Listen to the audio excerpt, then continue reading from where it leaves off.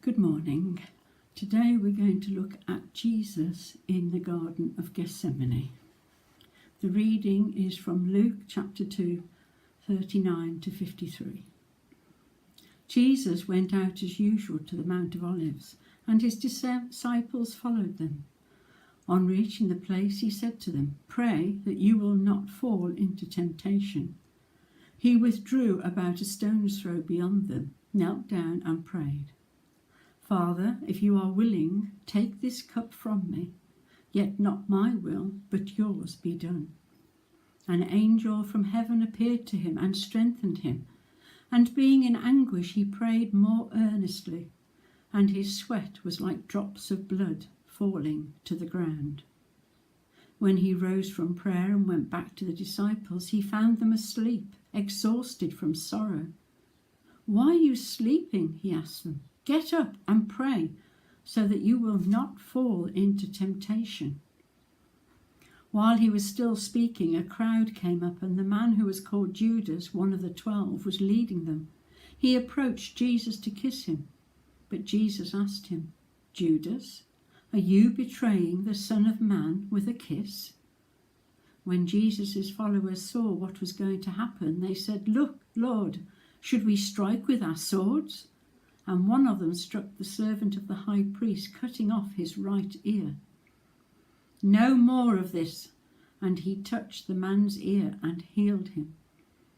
Then Jesus said to the chief priests, the officers of the temple guard, and the elders who had come for him, "Am I leading a rebellion that you have to come with swords and clubs?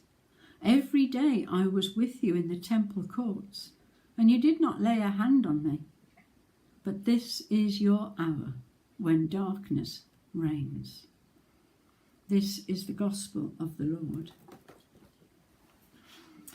So there are two parts to this reading. First, Jesus praying in a place that he had been many times before to pray in. The Garden of Gethsemane was special. It was a peaceful place. It had many olive trees that had been there for many, many years. It's one of the places I would love to go to sit, to think, to pray.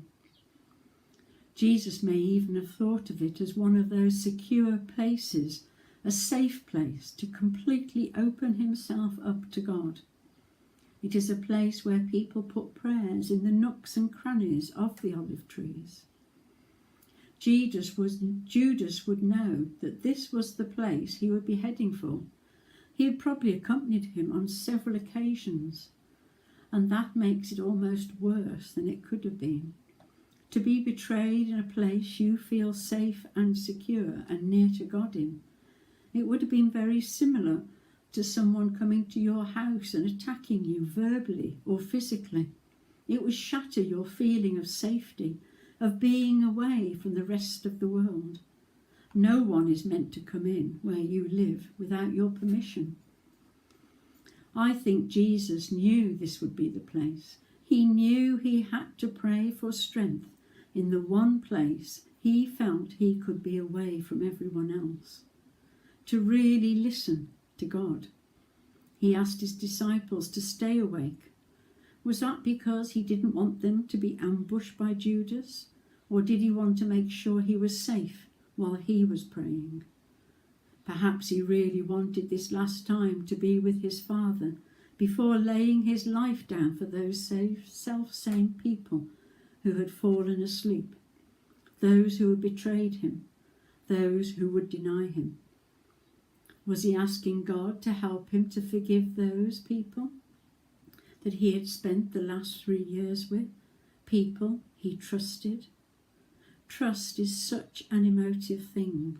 To trust somebody, it means you have to open yourself out to them. People trust this place still today by leaving prayers in those olive trees.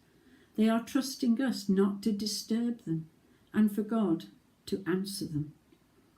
If we had been there with Jesus, would we have been as weak as his disciples? Probably, I would say. How would he have felt if he had found these close special friends asleep. And then to hear the soldiers coming, what was going through Jesus' mind? And then a gesture from one friend to another, whether a kiss or not. It would have been a gesture of friendship. It would have been a gesture of trust. But it was one of betrayal. And Jesus says, "But this is your hour when darkness reigns." It really must have been true darkness for Jesus. All around him were people who had let him down in some way, people who wanted him gone, dead preferably. Truly, his hour of darkness.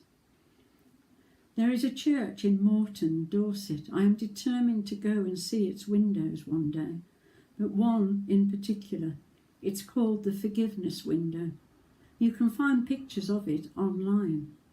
It was installed in 2014 and depicts Judas in darkness, dying. The coins he was given to betray Jesus are shown as falling to the ground and turning into flowers. Judas looks up, and there is a light which shines on him. One of the strange things about this window, and to all sense and purpose, it is exactly like a window. But it is not a window at all. Inside the church where this window is, there is a brick wall. It was designed exactly like this to show that Judas excluded himself from Christ's forgiveness. But the hope of this window is that the light is asking Judas to accept God's forgiveness. I think we are all like that sometimes. There are many reasons why we don't accept God's forgiveness. Judas is human. He is like us because we get things really badly wrong sometimes. We all have shortcomings and failings, just like all of Jesus' disciples did. I want to leave you with a thought, a question. Did Judas hear the words from the cross? The words that Christ said, "Father, forgive them, for they know not what they do." Did he know he would have been included in that? And do you hear those words of Jesus? From praying in the Garden of Gethsemane, to finding his closest friends asleep, to experience being betrayed by one of his trusted disciples, to go through the night and that next day, and to finally be crucified by those people who had listened to him, waved palms, praised him, and yet we are who he thinks of. Do you hear Jesus saying, "Father, forgive them"?